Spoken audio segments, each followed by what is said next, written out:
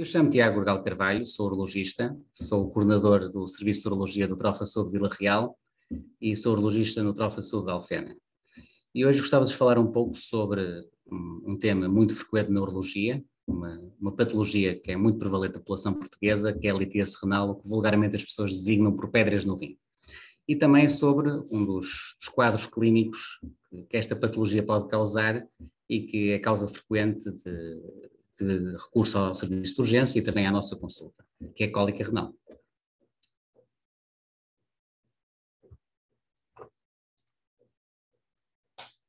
A litíase renal designa a presença de cálculos, que popularmente são designados por pedras nos rins. É uma patologia muito frequente e tem um elevado impacto social e económico. Pode ser assintomática, silenciosa, não dar qualquer tipo de sintoma e ser detectada, por exemplo, num exame de rotina, feito por outro motivo qualquer, ou pode manifestar-se como uma cólica renal, que é um evento muito doloroso. Porquê é que as pedras aparecem? Elas formam-se no interior do rim.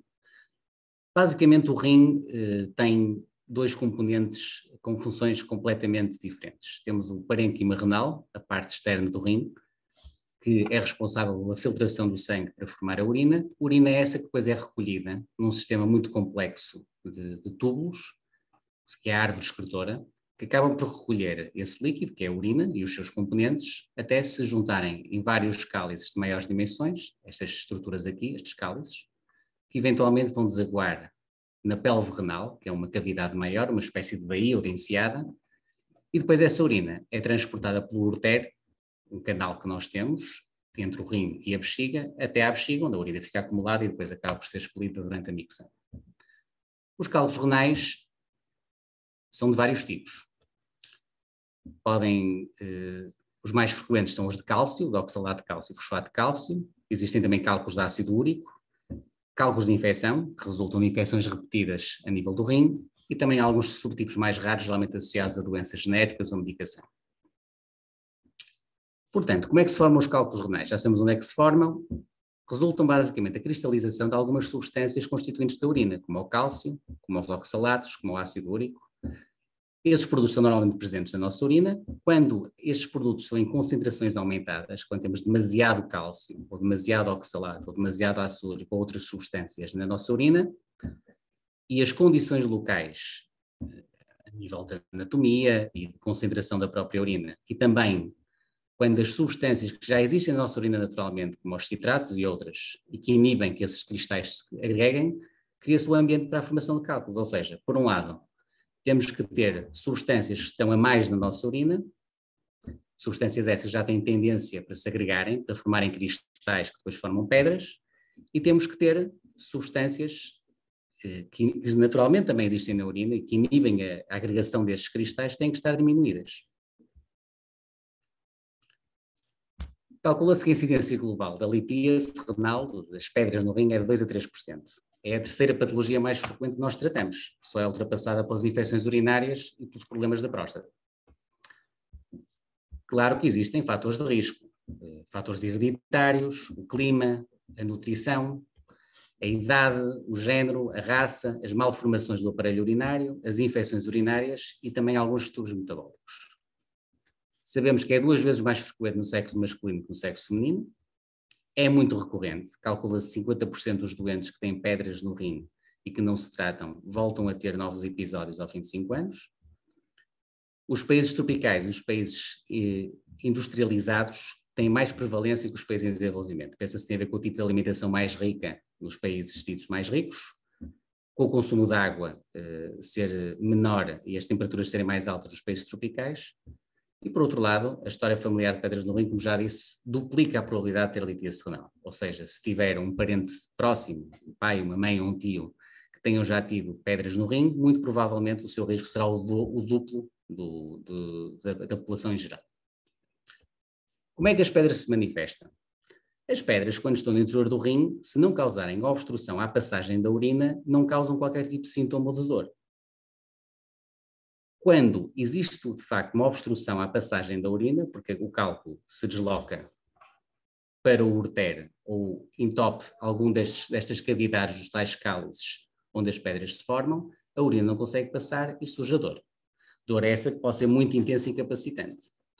Por vezes, essa obstrução que leva à cólica pode ser acompanhada também de complicações mais graves, como infecção e insuficiência renal, e que podem até implicar uma cirurgia de urgência. A dor da cólica renal tem várias características. Pode ser uma dor intermitente, que aumenta muito a intensidade, depois alivia e depois agrava novamente, portanto, uma dor impulso, digamos. Começamos por ter uma dor muito intensa que alivia rapidamente e depois volta a agravar passado algum tempo. Pode ser apenas um ligeiro desconforto na região lombar, ou pode ser uma dor violenta que vai desde a região lombar até à virilha, até aos órgãos genitais. Uma característica importante para reconhecer uma cólica renal é que não existe o que nós chamamos de uma posição antálgica, ou seja, uma posição em que a dor diminua, ao contrário da patologia, por exemplo, da coluna lombar, em que geralmente quando estamos numa determinada posição a dor alivia. Ou seja, os doentes não têm posição, ficam muito agitados. Como disse, pode-se iniciar no flanco, mas também pode ser sentida inicialmente apenas ou no abdômen, na região anterior, ou na virilha, ou até nos próprios genitais. Pode causar náuseas e vômitos, o que leva a que às vezes seja confundida com doenças gastrointestinais, gastroenterites e não só.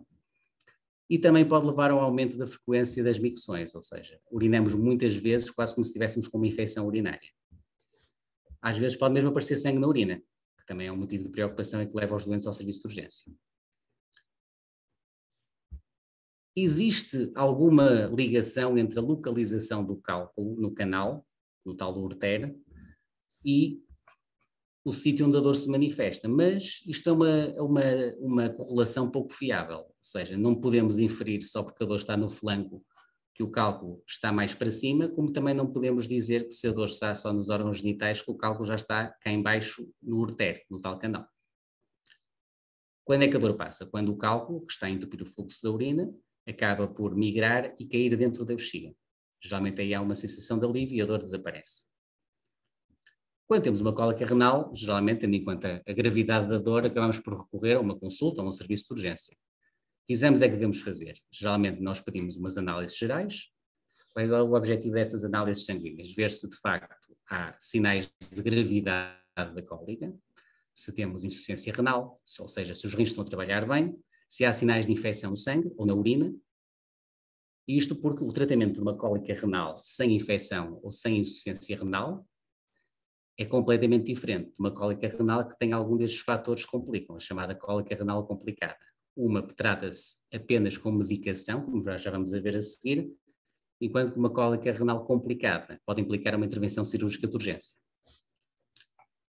E que exames de imagem é que pedimos para saber onde é que o cálculo, onde é que a pedra está localizada?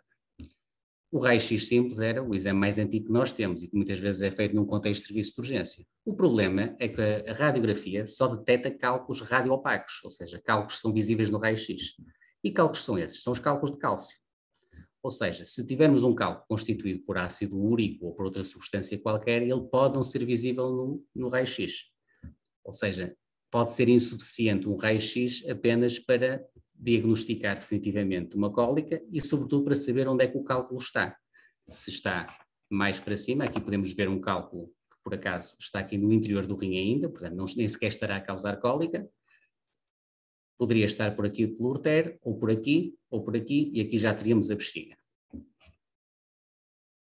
Temos, claro, a ecografia, que também é feita muitas vezes em contexto de urgência. A ecografia é excelente para detectar duas coisas.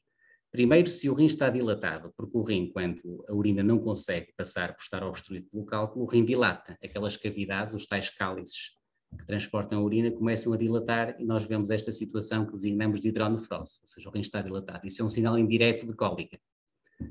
No entanto, se o cálculo estiver no ureter, abaixo da saída do rim, até quase que chegarmos até juntar a bexiga, a junção entre o ureter e a bexiga, muitas vezes não conseguimos detectar o cálculo. Isto porque a ecografia não consegue ver através do ar que nós temos no nosso intestino.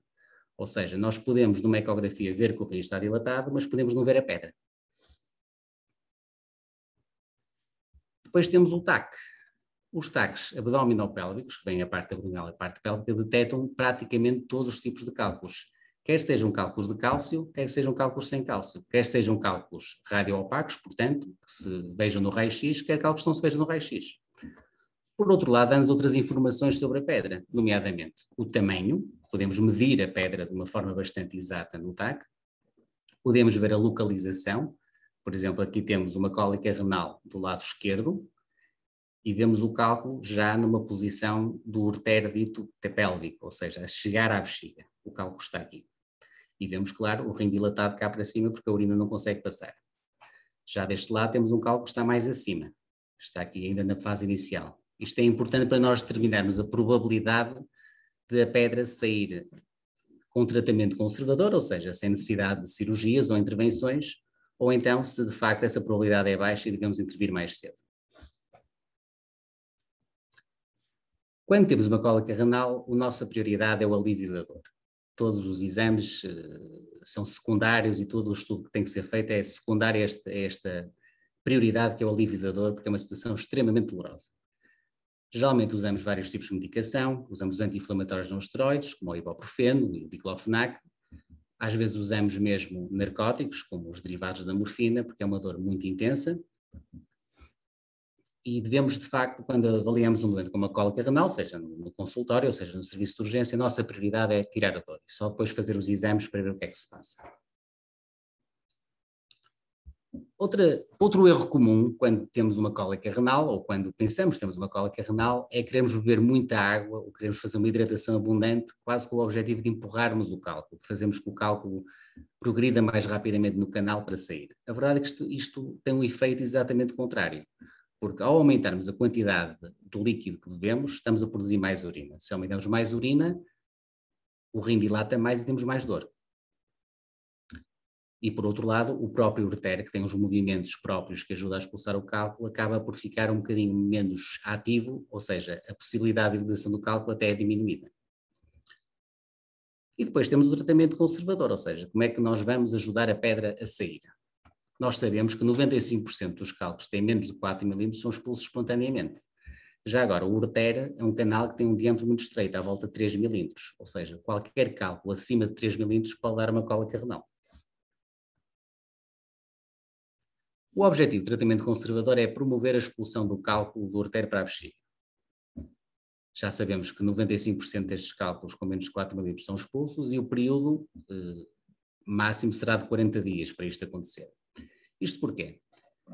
Uma preocupação frequente nos doentes é se o facto de o rim estar entupido ou parcialmente entupido pode levar a situações de insuficiência renal e problemas crónicos dos rins. A verdade é que nós sabemos que se essa obstrução não for muito prolongada, o rim não tem qualquer tipo de dano. No entanto, tudo isto tem limites, ou seja, um cálculo que não saia no máximo em 4, 6, 8 semanas, temos aqui os 40 dias, que é apenas uma estimativa, deve ser removido, porque aí a probabilidade de o rim começar a funcionar menos bem por estar parcialmente ou totalmente obstruído aumenta bastante.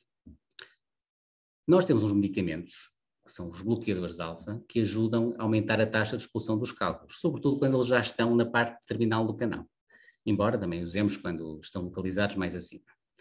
Estes medicamentos, que aliás são semelhantes aos medicamentos que nós usamos para tratar problemas da próstata nos homens mais velhos, ajudam de facto a aumentar essa taxa de expulsão. Por outro lado, quando nós achamos, ou presumimos que o cálculo possa ser de ácido úrico, podemos acrescentar os chamados agentes alcalizantes urinários, que são medicamentos que aumentam o pH da urina. Isto porque os cálculos de ácido úrico geralmente requerem uma urina mais ácida para se formarem. Se tentarmos aumentar o pH da urina, tornarmos a urina mais alcalina e eles podem começar a dissolver-se. Se juntarmos estes dois tipos de medicamentos, quer os bloqueadores alfa, que aumentam os movimentos do ureter para expulsar a pedra, quer os tais medicamentos alcalinizantes urinários, a taxa de expulsão aumenta. Quando o cálculo não sai, ou quando surgem complicações, a remoção ativa do cálculo é obrigatória, ou seja, nós temos que removê-lo ativamente. Outra informação muito importante para os doentes. Quando nós expulsamos um cálculo, nós podemos não podemos não observar essa expulsão, porque os cálculos, sobretudo os baixos pequenos, podem se dissolver na bexiga. Ou seja, alguns doentes ficam surpreendidos quando vêm fazer um exame de reavaliação e veem que ficam espantados por já não terem a pedra, porque deixaram de ter dores, tudo bem, mas por outro lado não viram a pedra a sair. Quando os cálculos são muito pequenos, eles de facto podem se dissolver, ou seja, não é visível na urina ou na sanita, se quiserem, qualquer fragmento de cálculo. No entanto, quando isso acontece, quando de facto vemos um cálculo a ser expulso, devemos recuperá-lo. Porquê? Porque temos que o mandar analisar para confirmar de facto qual é o tipo de cálculo que é, para tentarmos fazer um tratamento de prevenção mais eficaz para que a situação não se repita. Portanto, quando é que nós intervimos ativamente nas cólicas renais? Quando é que temos que fazer uma intervenção mais urgente e não esperamos a expulsão do cálculo? Quando a dor não responde à medicação, ou seja, quando continuamos com muitas dores, apesar de estarmos a fazer medicação bastante intensa, o que pode acontecer. Quando temos febre, a febre é sinal que estamos perante uma cólica renal infectada. O rim pode estar infectado e isso é uma situação bastante mais urgente de resolver do que a própria cólica renal. Um doente com febre, com cólica, deve deslocar-se imediatamente ao hospital, mesmo que já esteja a fazer um tratamento conservador. Porque isto obriga a fazer o que nós chamamos uma derivação urinária urgente, que é desentupir o rim. Colocar um catéter, que vocês podem ver aqui nesta imagem, que é um catéter que nós chamamos de catéter duplo J, introduzimos por via cirúrgica, através de um aparelho com câmara, de um endoscópio, e que permite desobstruir. Notem bem que muitas vezes nas situações de cólica renal infectada, nós não removemos o cálculo. Porque os métodos para remover o cálculo implicam entrar no ureter e isso pode agravar a infecção e causar uma situação de sepsis, que é muito perigosa. Muitas vezes os doentes ficam surpreendidos porque estão num serviço de urgência, estão com uma cólica renal infectada ou com insuficiência renal, vão ao bloco operatório, colocam um catéter e perguntam logo, mas a pedra já saiu? A pedra nem sequer é visualizada nesta intervenção. O nosso objetivo é apenas colocar o catéter de modo a que a infecção seja tratada de forma eficaz e só depois do doente recuperar, aí sim podemos de facto ir fragmentar o cálculo, se ele entretanto ainda estiver aí, porque ele entretanto também se pode deslocar. Este catéter tem a vantagem, de, além de resolver a infecção, também resolve a dor. O doente deixa de ter cólica.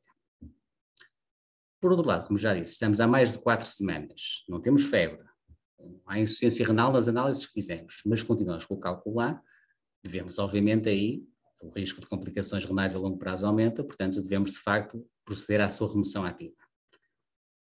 Há doentes que, no entanto, nem querem esperar tanto tempo, seja por motivos pessoais ou profissionais. Eu dou sempre o exemplo dos pilotos de aviação, que não podem trabalhar, não podem correr o risco de terem uma recidiva da cólica renal, de terem dor durante um voo. Portanto, estes doentes geralmente optam por, e é uma indicação clara, por tentar remover o cálculo o mais rápido possível para retomarem a sua atividade profissional. Como é que removemos estes cálculos que estão no ureter, que causam cólica? Existem várias técnicas, que eu vou já falar a seguir. A escolha da técnica vai depender de vários fatores, nomeadamente se o cálculo está mais para cima ou mais para baixo. Se está no ureter proximal, ou seja, mais acima, mais junto à saída do rim, ou se já está mais cá para baixo, junto à bexiga. No entanto, quando é que e os cálculos que estão no rim e que não causam sintomas? Como é que procedemos para o tratamento desses cálculos? Os do ureter já sabemos que têm que ser tratados, porque geralmente causam cólica e mesmo quando deixam de causar cólica devem ser removidos. E os cálculos que estão no rim? Sabemos que a maior parte dos cálculos estão localizados nas porções mais afastadas da saída do rim, que são os tais grupos caliciais, os cálices, sobretudo estão nos cálices inferiores. Eu vou mostrar aqui uma imagem.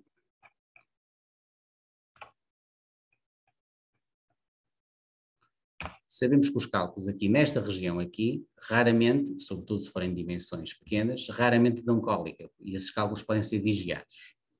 Da mesma maneira, um cálculo que esteja nestas reentrâncias mais pequenas pode não dar qualquer tipo de sintoma. Portanto, o doente pode vigiar o cálculo, fazer algumas medidas de prevenção do crescimento do cálculo, eu também vou falar a seguir, mas não necessitam necessariamente ser operados estes cálculos. Não só para eles não causarem dor, mas porque o risco de causar cólica, deles saírem daqui das reentrâncias destes cálices e se deslocarem para o ureter, é bastante menor. Já um cálculo, mesmo que seja de pequenas dimensões, que esteja localizado nesta região já quase junto à saída do rim, o risco de cólica é muito maior e geralmente estes doentes, mesmo não tendo cólica, nós optamos por proceder ao tratamento ativo do cálculo.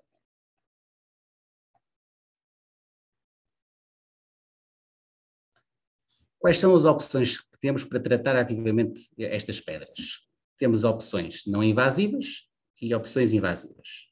sendo que a escolha, como já disse, depende do tamanho, da localização e da própria constituição do cálculo.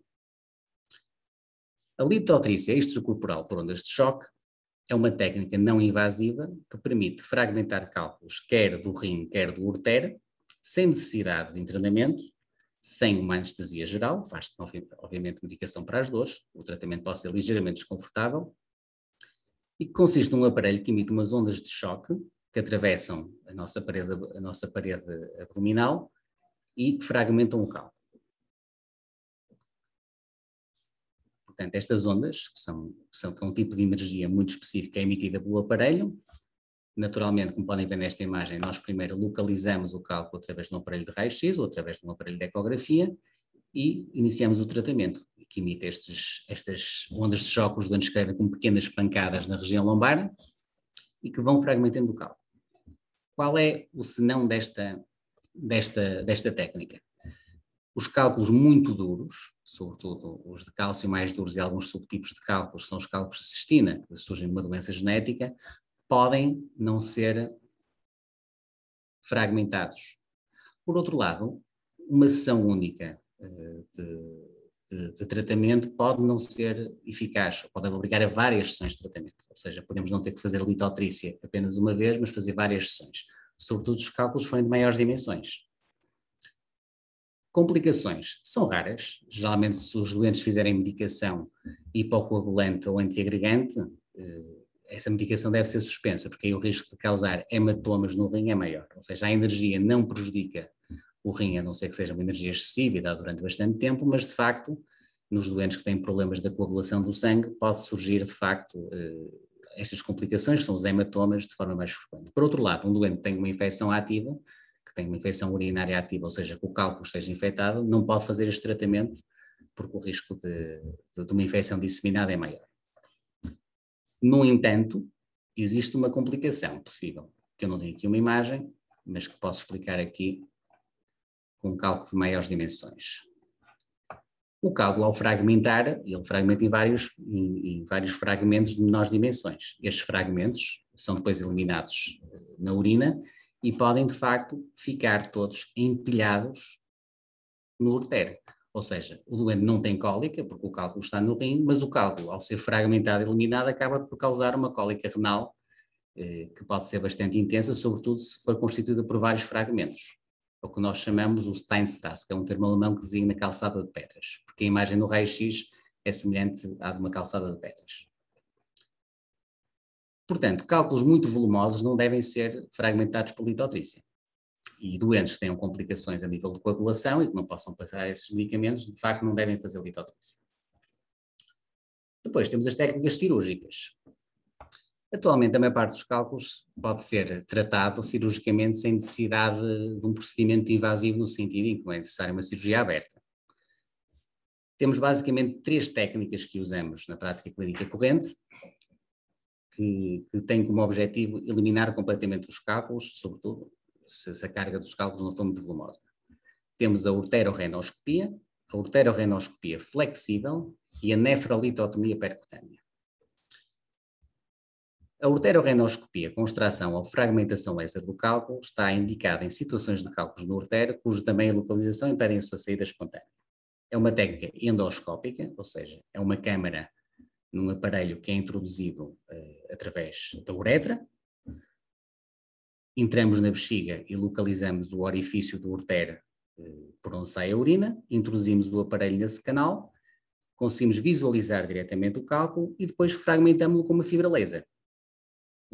Isto é uma cirurgia que tem escassas complicações, é pouco invasiva, não há necessidade de cortes, nem de cirurgia aberta, e o doente recupera rapidamente. A maior parte dos doentes tem alta logo no dia seguinte. Podem ver aqui algumas imagens. Vem aqui o aparelho que já está introduzido no ureter. Isto é um aparelho de raio-x que nos ajuda durante a cirurgia. Aqui já vimos o cálculo.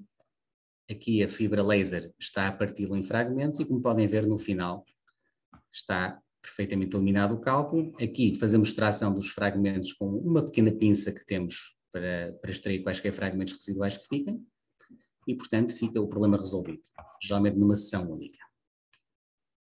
Podem ver aqui o cesto a trabalhar. Nós estamos aqui a usar um cesto para remover o cálculo do interior do ureter. No entanto, muitas vezes os cálculos estão localizados ou no rim ou então no ureter, na porção mais alta do ureter. E este aparelho, como um aparelho semi-rígido, um aparelho de metal, pode não ter nem comprimento nem flexibilidade para chegar a esses cálculos. Daí ter surgido a ureterorendoscopia flexível, em que basicamente o aparelho é um aparelho muito mais maleável que o aparelho que usávamos tradicionalmente, funciona da mesma maneira, a cirurgia é feita através da uretra e depois através do ureter, entramos com o aparelho, só como ele tem uma amplitude de movimentos tão grande, nós podemos inclusivamente entrar no rim e nestas cavidades labirínticas onde os cálculos podem ter e eliminá-los completamente. Ou seja, conseguimos ir com este aparelho a sítios onde o ureterorrenoscópio tradicional não conseguia ir.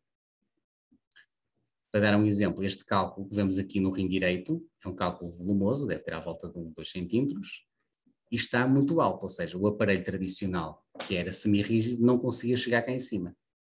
Agora, com o ureterorrenoscópio flexível, conseguimos entrar e, como tem grande amplitude de movimentos, se algum fragmento se deslocar para as cavidades que estão aqui em baixo, nós conseguimos entrar nessas cavidades e extraí-lo, seja através do laser ou até com uma pinça. Podem ver aqui um exemplo do aparelho que nós usamos. Como podem ver aqui, a amplitude de movimentos é muito maior. E aqui os fragmentos podem ser extraídos inclusivamente através da pinça.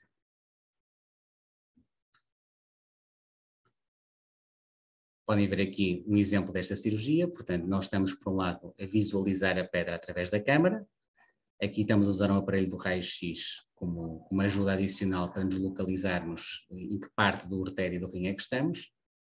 Portanto é uma técnica extremamente eficaz a tratar cálculos, quer cálculos do ureter mais alto, mais próximos do rim, quer cálculos no interior do rim. Só que por vezes o cálculo está no rim, mas é tão volumoso que provavelmente uma sessão única desta ureterorendoscopia flexível pode não resolver a situação. Muitas vezes o cálculo é tão volumoso que ocupa a totalidade das cavidades do rim, é o que nós chamamos de um cálculo coraliforme. Nestas situações, que felizmente são cada vez mais raras, a única opção que temos é entrar diretamente no rim através da pele, com um pequeno acesso a pequenas dimensões, de maneira a introduzir um aparelho de fragmentar cálculos e extrair os cálculos, idealmente numa sessão única. No entanto, sendo uma cirurgia percutânea, ou seja, através da pele, o risco de complicações é maior, pode haver mais hemorragia, mas de facto nestas situações em que a pedra é tão volumosa que acaba por ocupar a totalidade das cavidades, é a única opção disponível não invasiva. Podem ver aqui a bainha que nós introduzimos, através do rim, usando um aparelho de raio-x para nos guiar, e conseguimos deste modo remover cálculos que as técnicas endoscópicas, as técnicas com câmara, não conseguiriam fazer um acesso mais baixo. Como é que escolhemos a técnica? Já vimos que o tamanho é uma opção, é um fator condicionante da opção. Como já vos disse, quando temos cálculos muito, muito volumosos, a cirurgia percutânea é uma opção. Quando são cálculos menos volumosos, podemos optar pela tal cirurgia flexível ou então pela litotrícia também. Sendo que a taxa de eliminação numa sessão única da litotrícia, como já vos disse, é tanto maior quanto menor for a dimensão da pedra. Há aqui uma situação especial, que são os cálculos do polo inferior. O polo inferior é esta zona aqui do rim que está abaixo da saída. Estes cálculos são muito difíceis de fragmentar por litotrícia. Ou melhor, eles não são difíceis de fragmentar. O problema é que a eliminação é muito mais difícil. Como eles estão abaixo da saída do rim, nós podemos, por exemplo, por litotrícia externa, tentar fragmentar as pedras, mas de facto eles podem não sair, porque estão abaixo da saída do rim. Portanto, a litotrícia nunca seria uma boa opção para este tipo de pedras. Provavelmente a tal cirurgia flexível, com o ureterorrenoscópio flexível, ou então a cirurgia percutânea, quando o cálculo é muito volumoso, seria uma melhor opção. Dito isto, como é que prevenimos a formação de cálculos? Como é que diminuímos a taxa de filtração do cálculo? Existe, obviamente, toda uma panóplia de tratamentos caseiros, de certos tipos de água que supostamente ajudam a diminuir a taxa de formação de cálculos. Claro que o tipo de cálculo que nós temos vai determinar também que medidas de prevenção é que serão mais eficazes. Mas existem medidas gerais para todos os cálculos, nomeadamente a hidratação, água.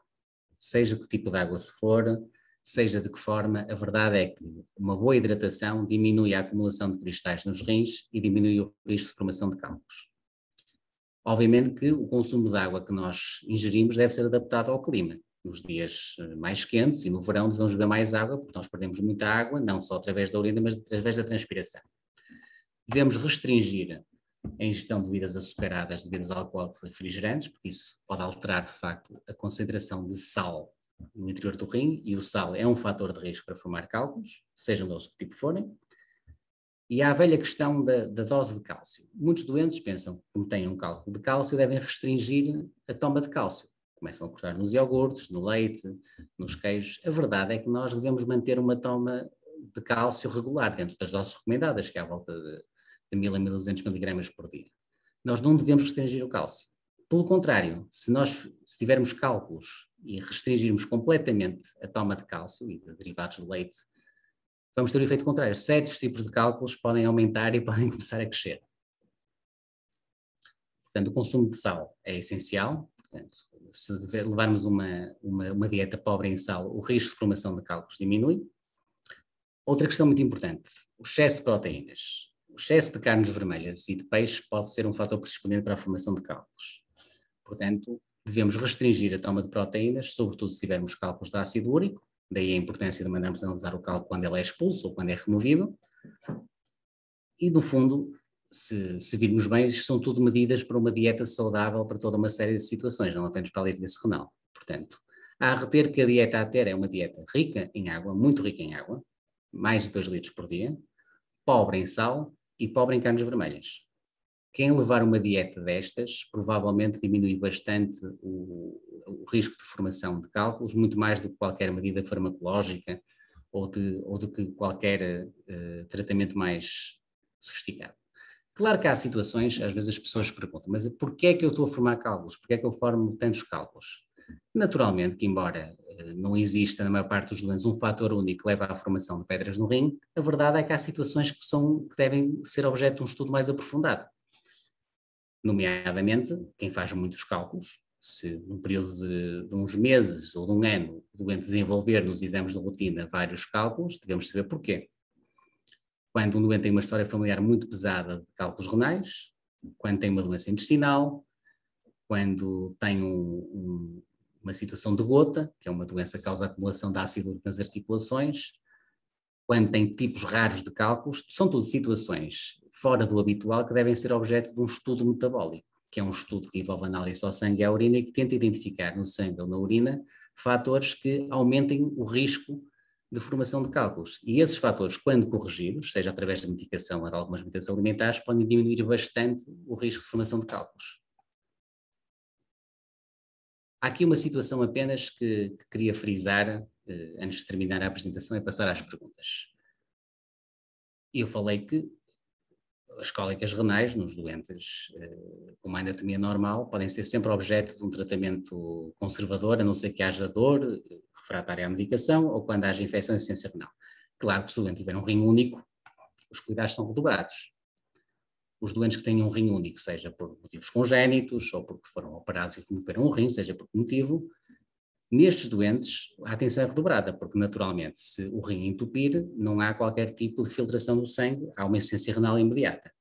Logo, estes doentes, quando têm cólica renal, quando o cálculo está obstruído, devem ser imediatamente submetidos a cirurgia ou uma derivação urinária, a tal colocação do catéter, isto num contexto de urgência, ou então, se lhes detectarmos cálculos no interior do rim, mesmo que não deixam sintomas, esses cálculos devem ser imediatamente tratados, porque aí o risco com a eliminação do cálculo de insuficiência renal é muito grande.